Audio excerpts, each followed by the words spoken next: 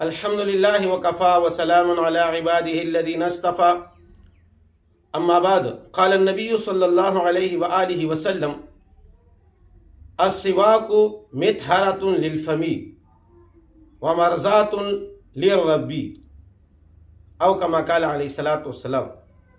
میرے محترم دوستوں، آج میں اس نبی کریم صلی اللہ علیہ وآلہ وسلم کی اس حدیث مبارکہ کے حوالے سے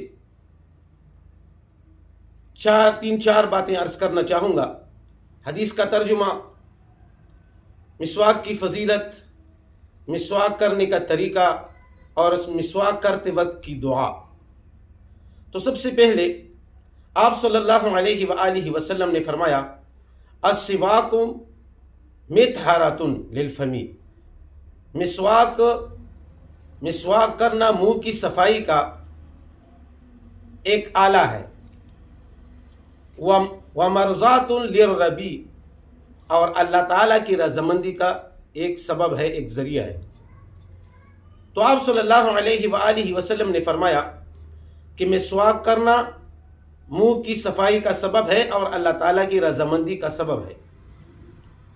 میرے محترم دوستوں،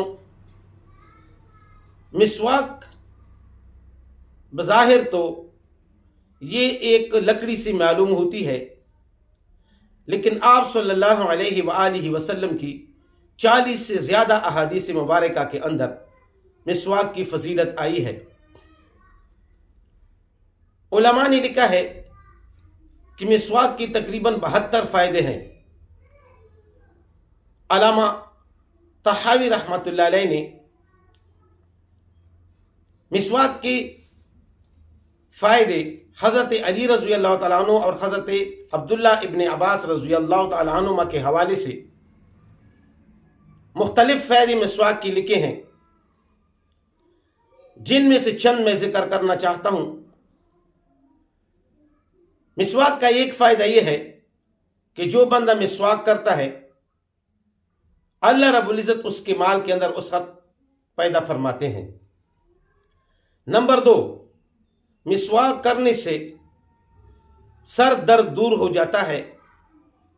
نمبر 3، مسواک کرنے سے قوت حافظہ تیز ہو جاتا ہے۔ نمبر 4، مسواک کرنے سے قوت بصارت نظر تیز ہو جاتی ہے۔ نمبر 5، مسواک کرنے سے قوت سماعت تیز ہو جاتی ہے۔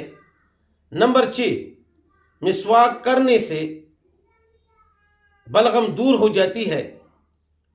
اور نمبر 7، مسواک کرنے سے منہ کا ذائقہ درست رہتا ہے۔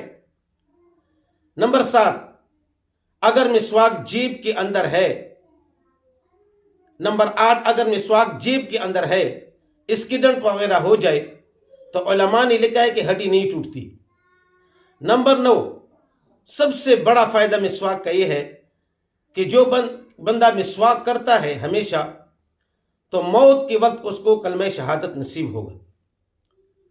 اب تیسری بات میرے محترم، تو مسواک کرنے کا طریقہ، کہ مسواک کرنے کا طریقہ کیا ہے۔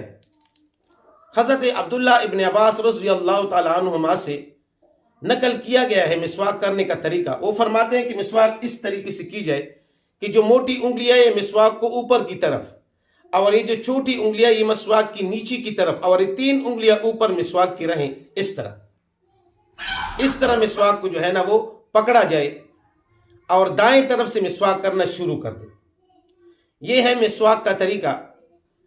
اب چوتھی بات کہ مسواک کرتے وقت کون سی دعا پڑھنی چاہیے، تو علماء نے لکھا ہے کہ مسواک کرتے وقت یہ دعا پڑھنی چاہیے،